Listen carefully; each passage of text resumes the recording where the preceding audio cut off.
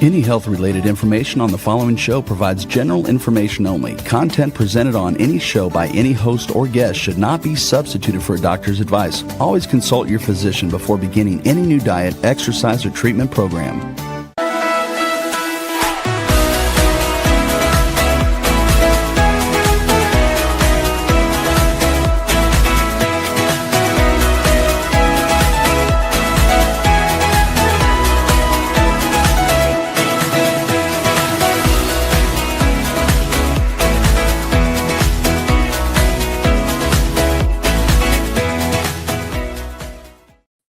Hello, everyone, and welcome to 5 to Thrive Live. I'm Karolyn Gazella, and I co-host this show with my good friend, Dr. Lise Alschuler. So if you've listened to this show a lot, you know that we love talking about the gut microbiome. On this show, we will specifically be delving into the gut hormone connection with functional medicine expert Dr. Erica Armstrong. Dr. Armstrong is the founder and CEO of Root Functional Medicine. She hosts the podcast Get to the Root, and she is the author of the book, The PCOS Thyroid Connection. But before we dive in, I'd like to thank our sponsors, beginning with Cetria, a patented form of glutathione clinically proven to raise blood glutathione levels. Glutathione is the master antioxidant and the body's primary defense against free radicals. It also helps support respiratory health. For more information, visit cetriaglutathione.com. Also, cognizant acetylcholine, which is nature's way of keeping the brain's energy-producing centers firing on all cylinders. If you're looking for a way to enhance your brain function, including memory, focus, and attention, look for Cognizin on the label or go to cognizin.com for more information. ProThrivers Wellness Brain is a product that contains Cognizin as well as other brain-supporting nutrients and herbs. You can find ProThrivers Wellness Brain online at pureformulas.com. There's also ProThrivers Wellness Sleep, which combines higher dose melatonin and other sleep-supporting natural ingredients specifically designed for thrivers. You can find ProThrivers Wellness Sleep also at pureformulas.com. And Dr. Ohhira's Probiotics, it's a best-selling probiotic for more than 30 years, and it contains 12 probiotic strains that are shelf-stable, so no refrigeration is required because of a unique 3-year fermentation process. It's a very effective probiotic. Learn more at drohhiraprobiotics.com. Dr. Armstrong, welcome to the show, and thank you for joining me today. Thank you for having me. Well, as I mentioned, we talk about the gut microbiome a lot on this show. So why do you feel the gut microbiome has become so central to our health? Yes, I mean, it's because of what it does both inside the gut and outside of the gut, as we'll talk about today in the gut hormone connection. But our bacteria lining and protecting our gut can either help inhibit inflammation from forming and then circulating through our body, or it could contribute to inflammation. And the gut microbiome creates postbiotics or molecules like short-chain fatty acids that create this nice protective mucousy layer that keeps the particles that we ingest from the outside world from getting in and circulating and causing that inflammatory response. And secondly, that some of the postbiotics also communicate with various other organ systems, including the brain and including being involved in the metabolism of hormones. Yeah, it's interesting because I've had the opportunity to either do a podcast or write about all of these different axes, like you mentioned, the brain, the gut kidney. It's really far-reaching. So let's talk specifically about the gut hormone connection. How does our gut health influence hormonal balance and health in general? Yeah, so starting with how hormones are made. Hormones, estrogen, progesterone, testosterone, cortisol, they're all made with the same substrate or the initial kind of molecule, and that is LDL, and that is typically thought of as like the quote bad cholesterol, but LDL is also in healthy fats and very necessary for our bodies to function and make hormones. And you have to be able to absorb those fats. And so starting in the gut, the absorption of fats takes nice digestive enzymes to surround and pull those fats in. And so it also depends on your diet, right? If you're eating enough appropriate healthy fat for you. The second way is that inflammation. And so inflammation does not stay in the gut. There's a vast blood supply that circulates it through all the organs. And inflammation really affects, for example, in women, ovarian cells, and egg quality. And so if you have a lot of inflammation, you may experience premature ovarian quality issues. And when your egg quality is declined, the body will decide that it is not safe enough to ovulate. And so you will not ovulate, which means then you will not produce the robust progesterone that happens after ovulation. And so it all starts back in the gut, and protecting that inflammation is one of the key areas of protecting ovarian function. And the last thing is the way that hormones are metabolized. So after your body is done using estrogen, for example, it has to go through the liver in a couple of phases. It has to get methylated and get things attached to it so it becomes a safer estrogen to eliminate. And when it goes after the liver, it goes back into the gut to either be eliminated in the stool or reabsorbed. And the gut microbiome is very influential in this because some of the gut microbes produce beta-glucuronidase. And some beta-glucuronidase is good. We need that. But a lot of beta-glucuronidase will actually cause us to recirculate some of the estrogens that our body was done with. And it can lead to this hormonal imbalance of relatively higher estrogens than we were meant to have because it already gone through detox. Right, and estrogen imbalance, as we have talked a lot about on the show, can really wreak havoc on your health. It can lead to estrogen-dependent cancers. Can you talk a little bit about cortisol? You mentioned it briefly, but we like to talk about cortisol because it's the stress hormone. So how does increased inflammation that you're talking about and gut health, how does it influence cortisol, either negatively or positively? Yeah, so the brain is going to sense inflammation as stress on the body, and cortisol will be secreted to help to try to combat that. So like when people are, sometimes in the ICU, they give like a huge dose of a cortisol or prednisone because the body has been under so much stress. And they do that to try to, help people get their energy back up after that. And so it's the body's natural response to the brain's natural response to stress, including the stress caused by inflammation, is to send a signal from the hypothalamus to the pituitary down to the adrenals to secrete cortisol. Yeah, so basically what you're saying is the health of our gut, if our gut is in good shape, it's going to positively influence all of these hormones and hormonal cascades and what the hormones do in the body. But if our gut health is dysbiotic or problematic and is having difficulty, then our hormones are actually going to be negatively impacted because of our gut health. Right. Cool. Okay, so what types of hormonal issues are influenced by our gut? And in other words, are there specific symptoms or conditions that's going to let us know that something may be off when it comes to the gut hormone connection? Yes, we treat all kinds of hormonal issues at root, from irregular periods or PCOS, the polycystic ovarian syndrome, to perimenopause and the hormone fluctuations that are happening there, and then menopause.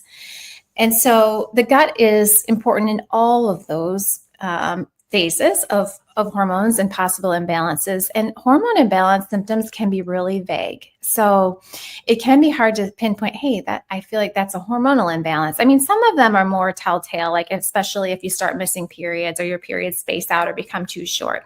That is often more clearly indicated there's a hormonal imbalance. But other symptoms like brain fog and fatigue, forgetfulness, kind of word finding issues, or even like joint pains, anxiety, depression, all of these kind of symptoms can be associated with a hormone imbalance. Interesting, because you've just mentioned some pretty diverse group of symptoms, anything from anxiety to fatigue to joint pain. So there can be both mental and physical symptoms. Are there tests that can be done to determine if something is out of whack with the gut hormone connection? Yes, and you can test. The best test for hormones probably still is a serum blood draw for the major hormones like estradiol, progesterone, FSH, LSH, testosterone, DHEAS. Sorry, I rambled those off quickly.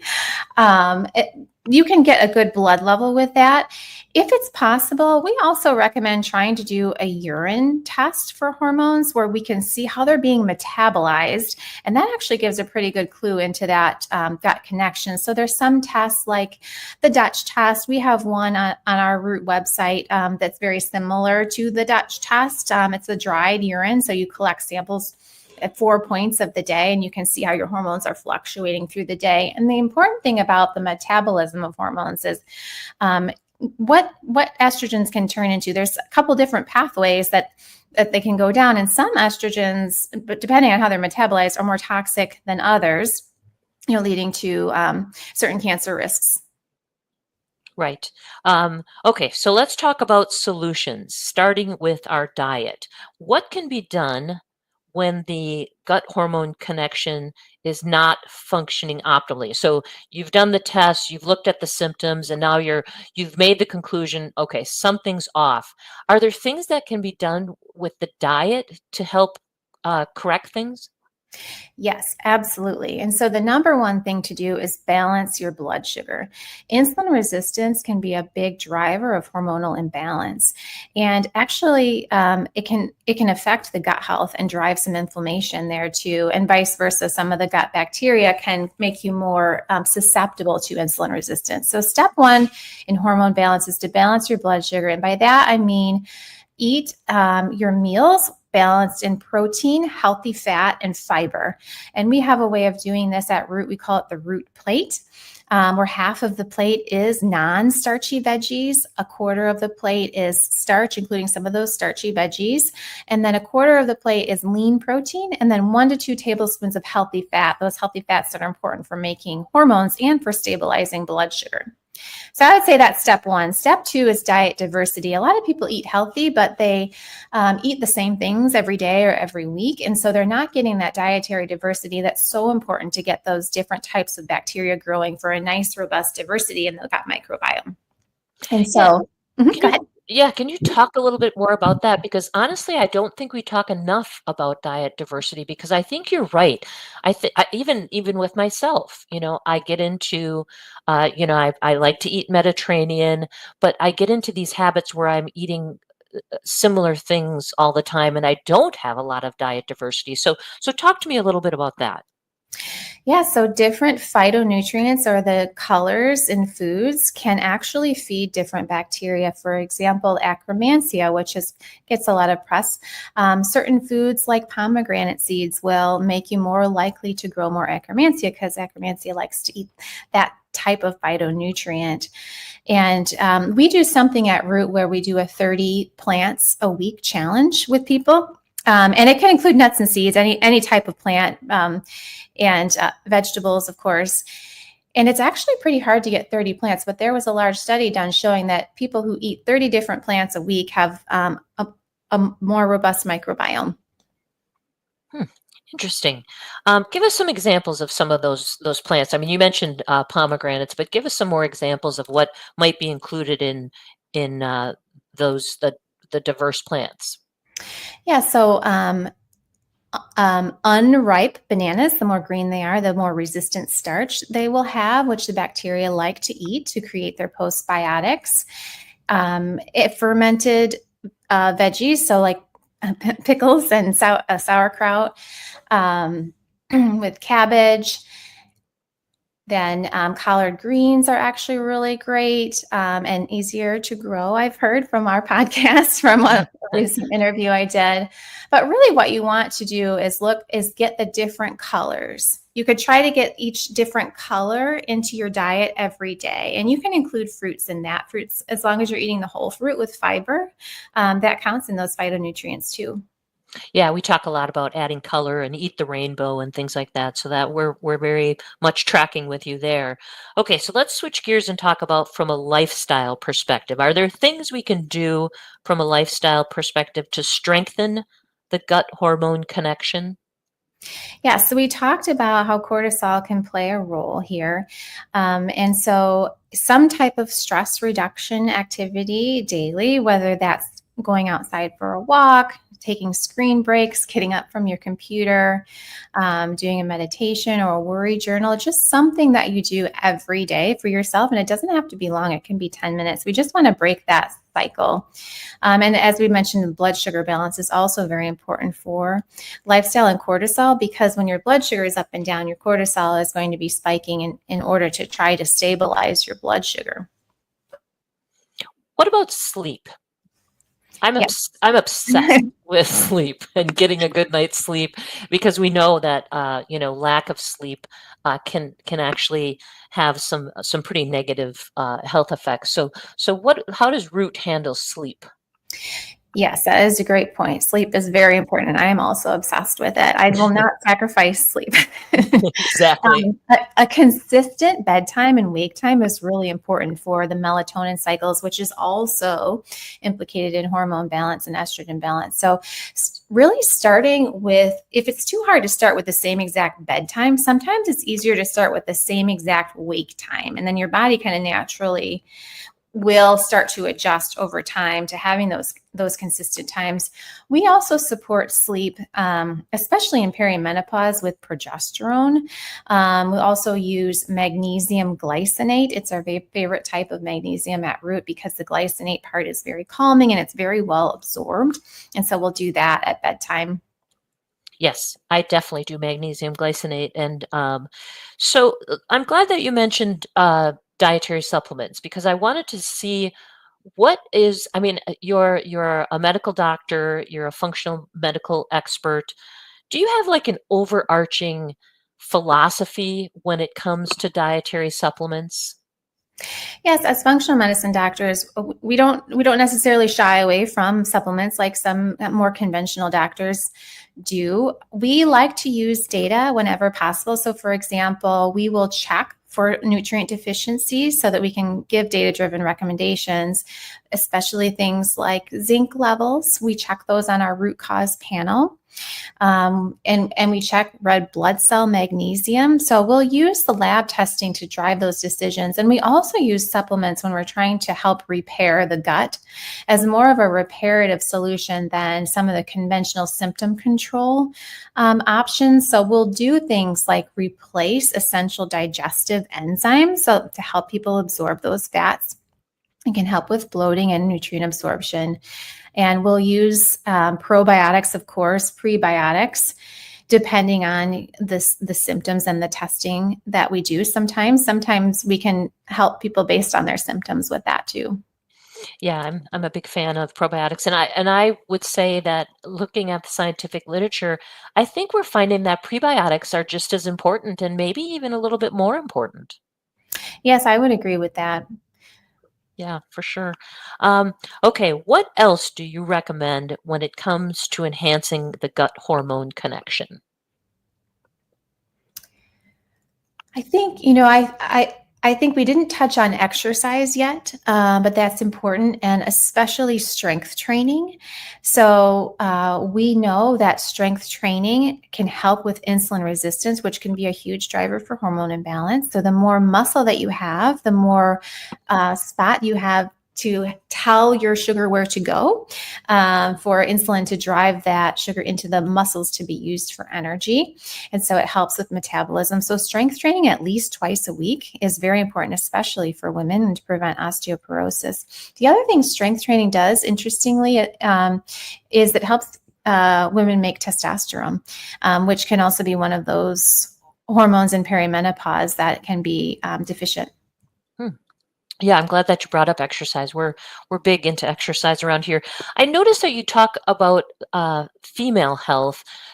Does Root address the guys? I mean, when it comes to testosterone and other hormonal issues that men may face, or do you pretty much focus on female health?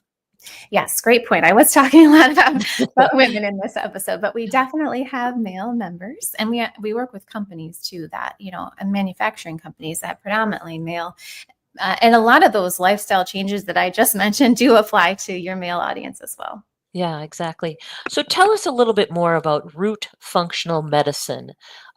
What is it, and why did you want to create Root Functional Medicine? Yeah, so Roots started as a functional medicine practice, and it has grown to an online telehealth functional medicine practice in 48 states where you can work with a root doctor and a dietitian. You can either start with lab testing or you can add individual visits with one or both of us. Cool. So where can people find out more about you and your work? Rootfunctionalmedicine.com is our website. The lab tests that I was talking about can actually be found on the website. And then I am probably most active on LinkedIn. Okay, cool. And they would just look for Dr. Erica Armstrong, or would they look for Root Functional Medicine? Both of those would work. Okay, cool. Okay, before I let you go, I want to talk a little bit about your book, The PCOS Thyroid Connection. Tell us a little bit about that book and what people would discover if they pick up a copy. Yeah, I didn't know I was going to be writing this book, but what happened was we kept finding this connection in practice. And what was happening when we were testing in our blood panel for hormone imbalances and for just regular screening, we were finding a lot of PCOS and thyroid occurring together. And then as we dug deeper, we found that a lot of them had the same root cause or root causes. And one of the big ones was gut health. And we put together some very natural ways of addressing both PCOS and thyroid that were really getting great results. Women started having regular periods again, that wouldn't have happened. And the conventional treatment was often, just to give a pill for that, which kind of overrides the system. But we were doing it in a much better way to affect overall health and inflammation levels and quality of life. And that was sustainable. And I just felt that it needed to be shared so that we could impact more lives. Yeah, I would agree. I did an entire show about the gut thyroid axis, and it was fascinating. And it was one of those ones that I didn't expect that there would be such an interplay between the gut and thyroid function. So it's not surprising to me. I was a little surprised that PCOS has such a strong thyroid connection. Yeah. And again, it's that inflammation. Sometimes it's inflammation that's driving insulin resistance, which 70% of women with PCOS have insulin resistance on top of it. But at its core, they're both inflammatory conditions. Mm-hmm. Yeah, I know that's the key. Well, I want to have our listeners go to your website, rootfunctionalmedicine.com. It's a wealth of information. It's a great program, and obviously, functional medicine is very effective. And I want to thank you again, Dr. Armstrong, for joining me today. Well, thank you so much for having me. Well, great. Well, that wraps up this episode of 5 to Thrive Live. Once again, I'd like to thank our sponsors, ProThriver's Wellness Sleep Formula, Cetria Glutathione, the superior glutathione to support liver and immune health, Cognizin Citicoline, and ProThriver's Brain Formula to help enhance memory, focus, and attention, and Dr. Ohhira's award-winning shelf-stable probiotic. This has been a great show. May you experience joy, laughter, and love. It's time to thrive, everyone. Have a great night.